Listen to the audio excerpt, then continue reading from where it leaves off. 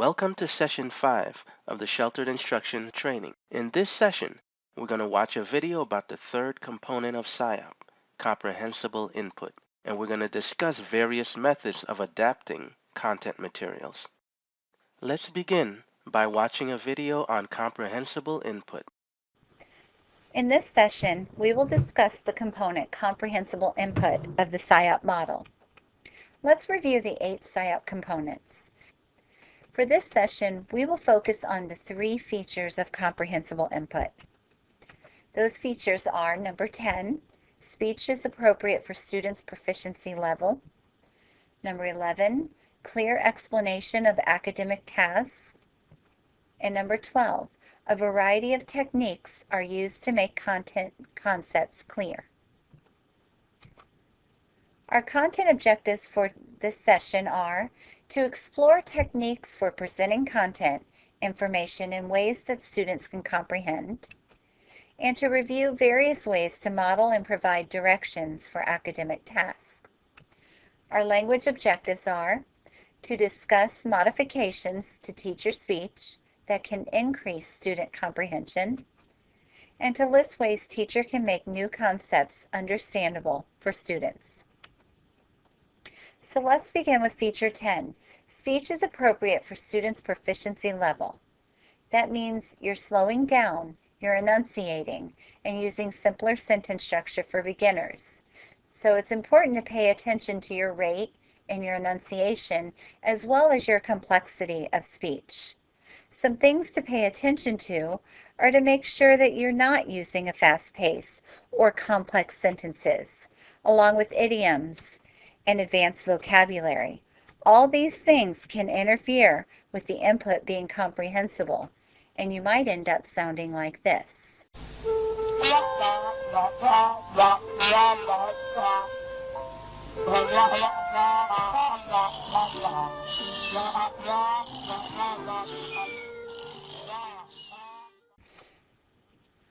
Let's look at feature 11, clear explanation of academic tasks. Instruction should be given in a step-by-step manner. Tasks are modeled and demonstrated. The finished product or an example is displayed, especially for content areas in art or in GEM. Oral and written directions are both given, providing opportunities to practice. So thinking of all those things, let's do a think and try. Imagine I'm asking you to make an origami crane, as the one pictured in the lower right-hand corner. I could begin by giving you the read aloud directions, which are step 1, start with a square piece of paper colored side up. Fold in half and open, then fold in half the other way. Step 2, turn the paper over to the white side. Fold the paper in half, crease well and open. Then fold again in the other direction. Step 7, turn model over and repeat steps 4 through 6 on the other side. Step 8, fold top flaps into the center. Step 9, repeat on the other side. Step 10, fold both legs of the model up. Crease very well, then unfold. Step 11, inside, reverse fold the legs along the creases you just made. Step 12, inside, reverse fold one on side to make a head, then fold down the wings. Step 13, now you should have a finished crane. Do those directions sound like they would be easy to follow if they were given just orally? Another way to give those directions might be to provide a written copy as well as reading them out loud. Here are the directions I just read to you. Would that be easier to follow? You could also give those same directions with diagrams. Would that be easier to follow? Finally, you could give the origami directions through a demonstration by showing a video and stopping at certain points.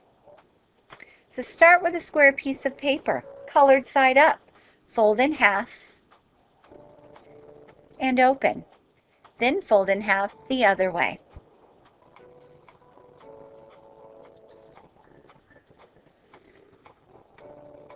Reverse fold on one side to make the tail. So which way was easier? Would all of these ways help with comprehensible input? Let's look at feature 12. A variety of techniques are used to make content concepts clear, such as modeling, visuals, hands-on activities, demonstrations, gestures, and body language. Making the message understandable for students is referred to as comprehensible input by Krashen. It involves a conscious effort to make the lesson understandable through speech that is appropriate for the student's proficiency level. Krashen's input +1 states that you should work just above that student's proficiency level to encourage and model achievement. So here are some techniques for making the concepts clear. Gestures, your body language, pictures and objects to accompany your speech. Provide a model of a process, task, or assignment. Preview material for optimal learning. Allow alternative forms for expressing their understanding of information concepts. Maybe they will orally retell or answer your questions. Use multimedia and other technologies in lessons. Provide repeated exposures to words, concepts, and new skills. Use sentence strips to chunk information. Be succinct and provide hands-on materials. Use graphic organizers effectively. Audio tape text for comprehension. So let's take a look at our objectives. Our content objectives were to explore techniques for presenting content information in ways that students can comprehend, to review various ways to model and provide directions for academic tasks.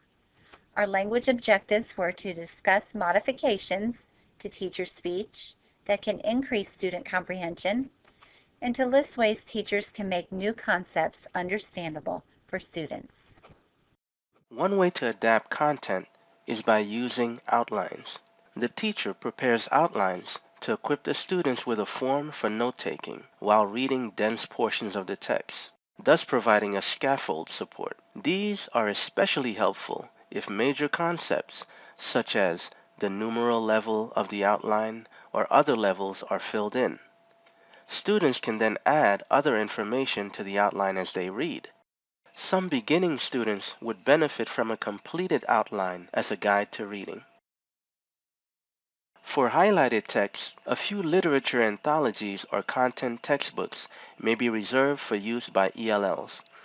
Overriding ideas, key concepts, topic sentences, important vocabulary, and summary statements are highlighted by a teacher or other knowledgeable person prior to the students using the books. Students are encouraged first to only read the highlighted sections.